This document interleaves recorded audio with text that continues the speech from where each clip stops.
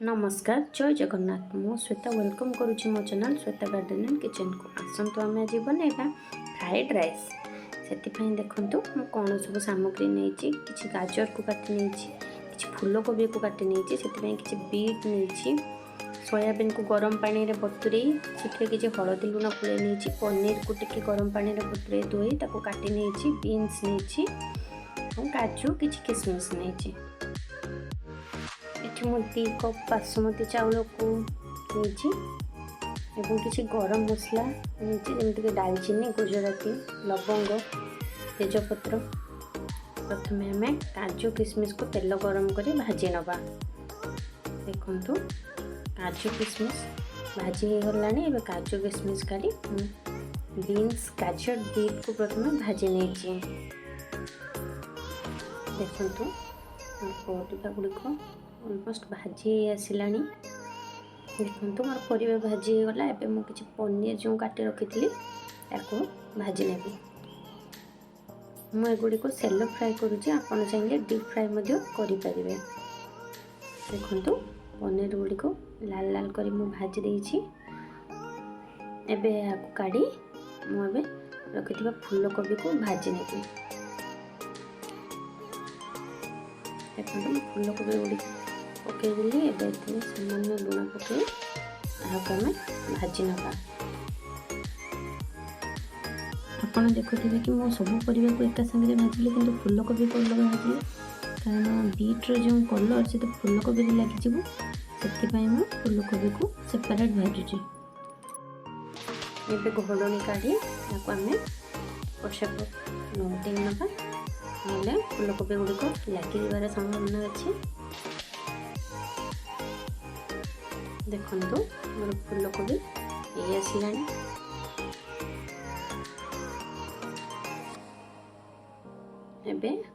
आम काढ़ी नवा एबे जो सोयाबीन को मु गोली रखी थी हलदी लुण एबे भाजी नौ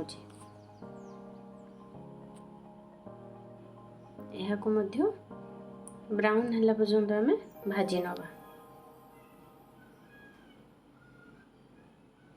देखु मोर सब परिवा सोयाबीन पनीर सब मु भाजी रखी पूर्व बतुरे रखि चाउल को एवं आम बचाईदबा से मु एक हांडी साहाय्य किसी पानी नहीं यहाँ फुटापी रखीदे चाउल जमी परस्पर संगे लगी नजर से मुझे तेल ऐड कर गोटा मसला से पकई किसी लुण पकई चाहिए आप लेंबू चिपुड़ पारे जहाँफल कि भात सब गोटा गोटा ही रही लगनी किंतु मुझे फुटापी रखीदे चाउलटी को आप 2-3 थर भल भाव परिष्कार कर धोइबे एमती ता भर स्टार्च गुड़िक बाहरी जीव जहाँफल भात लगिबार संभावना कमिज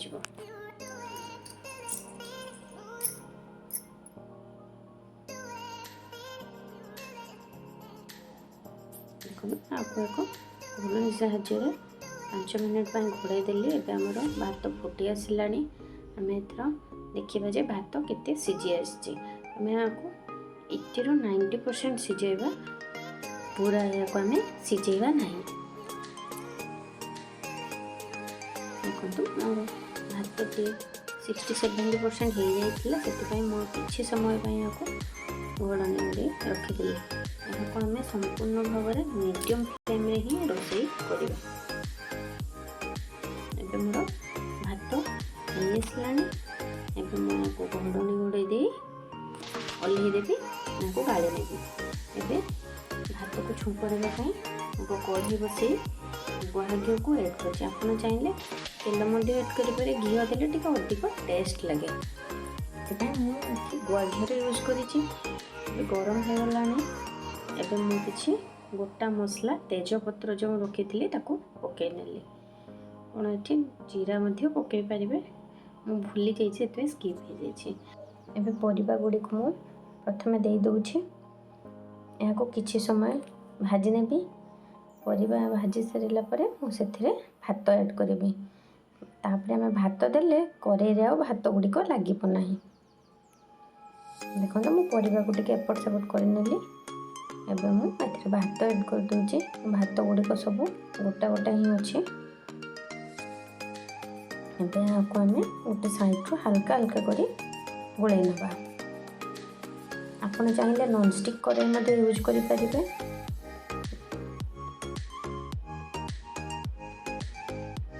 सेतिरे लागिबार चांस टिके कम थाए। यापर आम गोलमरीच गुंड ऐड कर पारिबा। जेहेतु छोट पिला खाइबे से गोलमरीच गुंड ऐड कर नथिली। एबे देखंतु मोर भात गुड़िक केते सुंदर देखा होची एवं यह आसलानी मध्य। आपण चाहिए एथिरे